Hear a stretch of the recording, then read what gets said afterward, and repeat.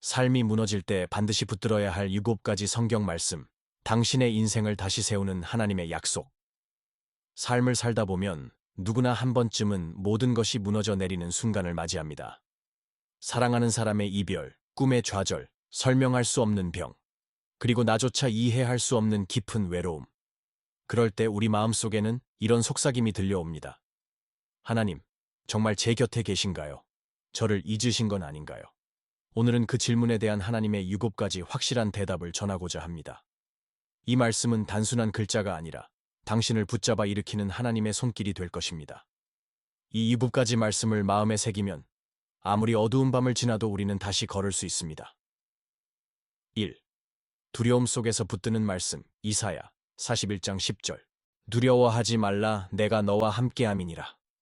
놀라지 말라, 나는 내 하나님이 됨이니라. 내가 너를 굳세게 하리라. 참으로 너를 도와주리라. 참으로 나의 의로운 오른손으로 너를 붙들리라. 우리가 두려움을 느끼는 순간은 대부분 앞이 보이지 않을 때입니다. 경제적인 어려움, 건강의 문제, 그리고 사랑하는 가족의 미래까지 우리의 힘으로는 해결할 수 없는 상황이 우리 앞을 가로막을 때 마음은 공포로 가득 차지요. 한 청년이 있었습니다. 모든 것이 잘 되던 그에게 갑자기 회사의 구조조정 소식이 전해졌습니다. 그리고 얼마 지나지 않아 아버지가 큰 병에 걸렸다는 소식을 듣게 됩니다. 그 청년은 말했습니다. 두려웠습니다. 눈을 뜨면 또 어떤 일이 일어날까 두려웠어요. 바로 그때 이사야 41장 10절의 말씀이 그에게 다가왔습니다. 두려워하지 말라, 내가 너와 함께 함이니라. 그 순간 청년은 깨달았습니다. 상황이 당장 변하지 않더라도 나 혼자가 아니라는 사실만으로도 두려움은 힘을 잃는다는 것을. 두려움의 크기는 우리가 바라보는 대상의 크기에 따라 달라집니다. 두려움보다 크신 하나님을 바라보면 마음의 무게가 조금씩 가벼워집니다. 주님, 두려움보다 크신 하나님을 믿습니다. 저를 붙들어 주소서. 주님께 고백합니다. 두려워하지 않겠습니다. 하나님이 지금 나와 함께 계십니다. 이 상처받은 마음을 위로하는 말씀. 시편 34편 18절. 여호와는 마음이 상한 자에게 가까이 하시고 충심으로 통회하는 자를 구원하시는도다. 사람들은 상처 입은 마음을 쉽게 판단합니다. 그 정도 일로 왜 그렇게 힘들어해? 너만 그런 게 아니야. 하지만 하나님은 다릅니다. 우리의 상한 마음에 가장 가까이 오십니다. 그분은 위로자가 아니라 함께 우시는 분이십니다. 어느 날 한 자매가 이렇게 기도했습니다. 하나님, 왜 제 기도는 이렇게 짧게 끝나버릴까요? 기도하려 하면 눈물만 나옵니다. 그때 그녀의 마음에 시편 34편 18절의 말씀이 떠올랐습니다. 마음이 상한 자에게 가까이 하신다. 그녀는 깨달았습니다. 말로 다 표현하지 못하는 한숨조차 하나님은 이미 듣고 계셨다는 사실을. 우리는 상처를 숨기려 하지만 하나님은 그 상처를 통해 우리와 만나길 원하십니다. 주님, 제 눈물을 아시는 분이 바로 주님이심을 믿습니다. 제 마음을 치유해 주소서. 주님은 상한 내 마음 곁에 지금 가까이 계십니다. 3. 염려가 밀려올 때 붙드는 말씀. 빌립보서 4장 6, 7절. 아무것도 염려하지 말고 다만 모든 일에 기도와 간구로 너희 구할 것을 감사함으로 하나님께 아뢰라. 그리하면 하나님의 평강이 너희 마음과 생각을 지키시리라. 우리의 마음은 염려로 가득 찹니다. 내일은 어떡하지? 만약 실패하면 어쩌지? 염려의 특징은 해결책을 주지 않으면서도 우리의 평안을 빼앗아 간다는 것입니다. 빌립보서의 말씀은 놀라운 비밀을 말합니다. 염려를 멈추는 방법은 단순히 걱정하지 말자가 아닙니다. 그 대신 기도와 감사로 우리의 마음을 하나님께 드리는 것입니다. 그때 설명할 수 없는 평강이 우리 마음의 파수꾼이 됩니다. 기도는 문제를 당장 해결하지 않을 수 있습니다.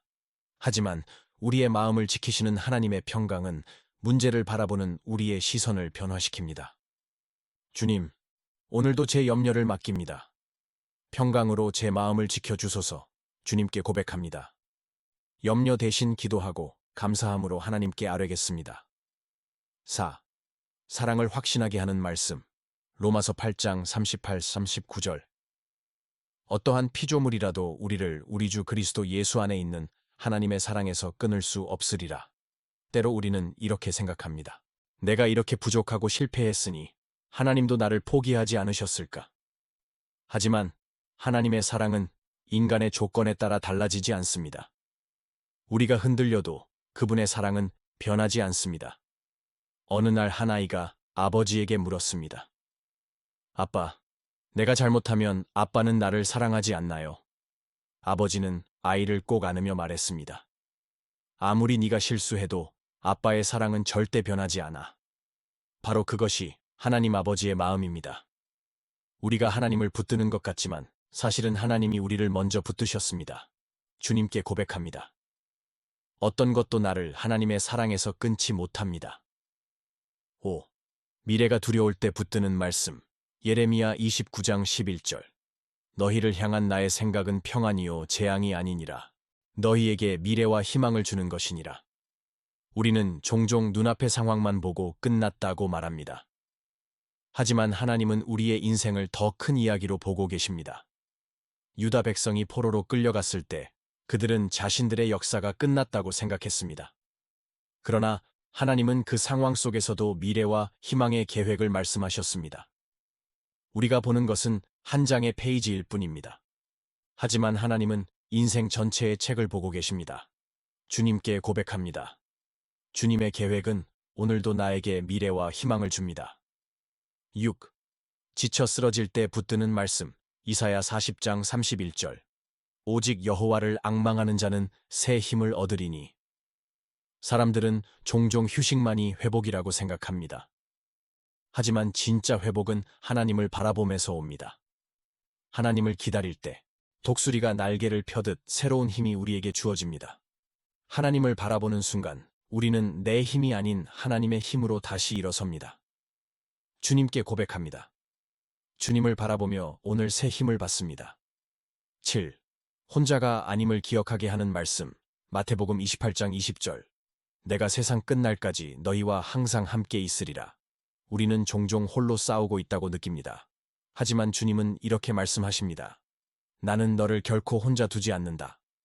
눈물의 밤에도 기쁨의 아침에도 주님은 한 걸음도 떨어지지 않고 우리와 함께 하십니다. 주님께 고백합니다. 주님, 오늘도 저와 함께 계심을 믿습니다. 주님, 오늘도 제 마음을 말씀으로 채웁니다. 두려움 대신 믿음을, 염려 대신 감사와 기도를, 지침 대신 새 힘을 선택합니다. 끝날까지 동행하시는 주님을 믿습니다. 아멘.